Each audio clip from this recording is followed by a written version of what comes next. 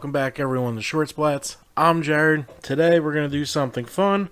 We're going to continue movies versus reality, The Shining. Usually with a horror movie, sometimes there's a true occurrence that occurred that really made the writer, director, whoever come up with the idea. We just did Scream, so you saw that about a week ago, and now we're continuing with The Shining. And I'm messing with my mic. But first, we got to listen to Jimmy J and the Friday the 13th minicon. Let's do it. Friday the 13th weekend, May 13th and 14th. It is all going down right here on the grounds of the Blairstown Diner. Lauren Marie Taylor, Ron Milkey, Ron Sloan, Debbie Voorhees, Tracy Savage. I mean, we have a lineup of guests coming out for the weekend. And not only are we celebrating Friday the 13th, but we are celebrating 13 Fanboy. And with that being said, we have the lead actress, Haley Greenbauer herself, making her way to Blairstown. This is history in the making, folks. Get your tickets now. F13 Minicon.eventbrite.com. That is F13 Minicon.eventbrite.com. Jason's here early. Folks, like I said, it's going to be a killer weekend in Blairstown, going down at the iconic Blairstown Diner. Be a part of the history in the making. We'll see you there.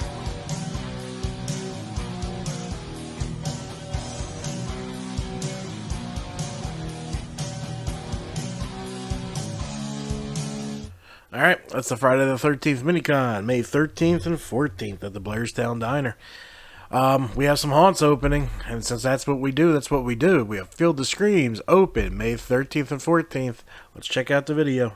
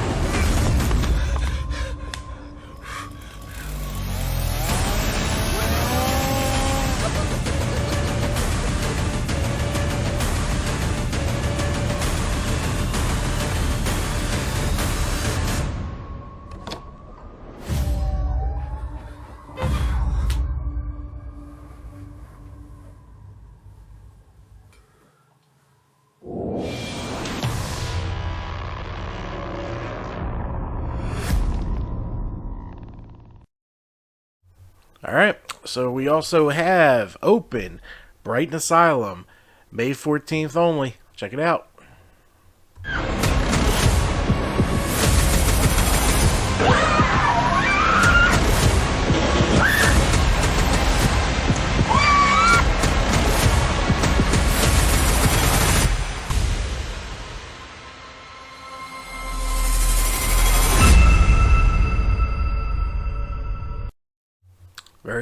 Very cool stuff. Alright, today we're going to look at a little bit of behind the scenes about the true story of The Shining. This could warrant a full episode someday, but right now I'm going to leave it a short splat. Tell me what you guys think about the new Freddy. He's a new member of Halloween Haunts, 365.com. Yep, those are all our badges. We've been to a lot of haunts.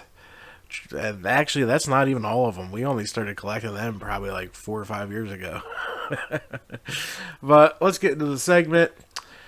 This is an article I did write for the website a few years back, so it'll be in like website.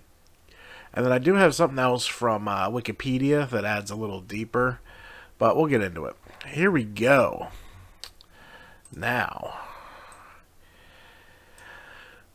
today we will continue our movies versus reality segment with the true story behind The Shining by Stephen King that became the cult classic film with Jack Nicholson.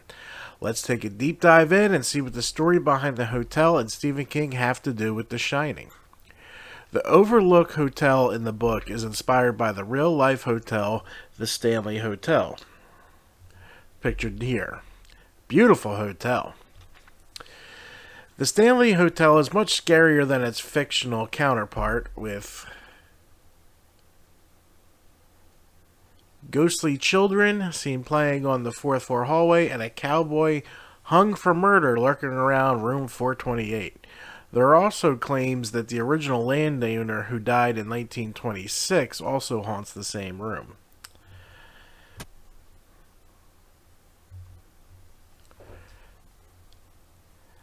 Out of all the rooms in the hotel, all 142 of them, room 217 is by far the scariest and hardest to book if you are brave enough to stay there. According to witnesses, room 217 is home to a long-time deceased chambermaid named Miss Wilson. Miss Wilson is spending her eternal life endlessly cleaning the room she is imprisoned in. Guests have reported that they were staying in this room. They felt mysterious sensations in the night, with many reporting they were woken up with a poke to the ribs if they leave the room in a messy state.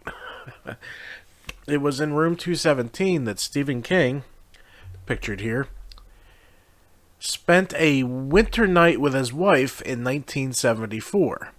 During his stay, he suffered a horrible nightmare about being chased down the hallway by a possessed fire hose.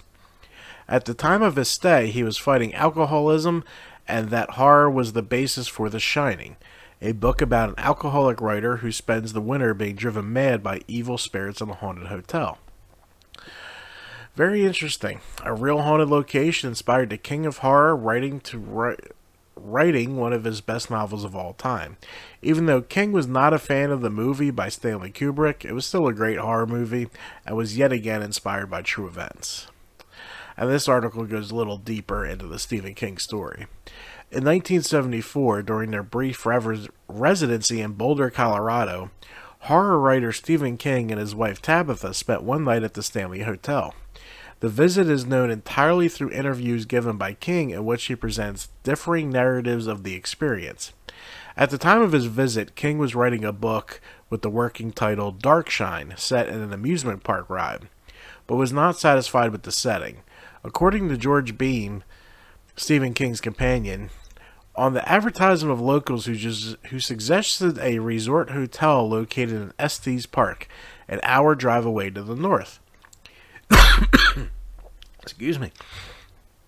Stephen and Tabitha King found themselves checking in at the Stanley Hotel just as its other guests were checking out, because the hotel was shutting down for the winter season.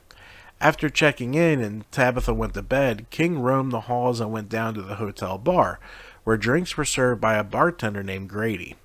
As he returned to his room, room 217, his imagination was fired up by the hotel's remote location, its grand size, and its eerie desolation. And when King went into the bathroom and pulled back the pink curtain of the tub, which had claw feet, he thought, what if someone died here? At that moment, he knew he had a book. In a 1977 interview with Literary Guild, wow, I'm messing these words all up, King recounted, while we were living in Boulder, we heard about this terrific old mountain resort and decided to give it a try. But when we arrived, they were just getting ready to close for the season, and we found ourselves the only guest in the place. With all these long, empty corridors, King and his wife were served dinner in an empty dining room accompanied by canned orchestra music. Except for our table, all the chairs were up on the tables, so the music is echoing down the hall, and I mean, it was like God had put me there to hear that and see those things. And by the time I went to bed that night, I had the whole book, The Shining, in my mind. In another retelling, King said, I dreamed of my 3-year-old son running through the corridors, looking back over his shoulder, eyes wide, screaming he was being chased by a fire hose. I woke up with a tremendous jerk, sweating all over, within an inch of falling out of bed. I got up, lit a cigarette, sat in the chair looking out the window at the Rockies, and by the time the cigarette was done, I had the bones of The Shining firmly set in my mind. The Shining was published in 1977 and became the third greatest success of King's career after Carrie and Salem's Lot. The primary setting is an isolated Colorado resort named the Overlook Hotel, which closes for the winter.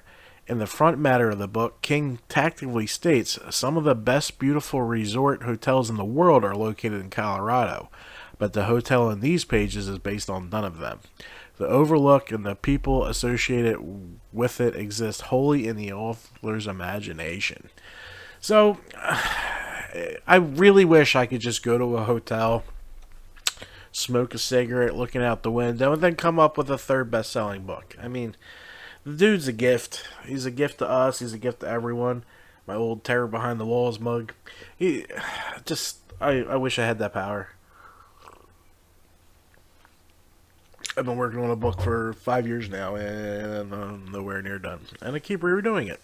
But, pretty cool stuff about the Stanley. I'm in Colorado a lot, and I have not been there yet, so we'll see if I ever get there. Maybe me and the wife will get away and get some content for the YouTube. We'll see. I don't know. But anyway, this has been Short Splats. I'm Jared, and I'm out.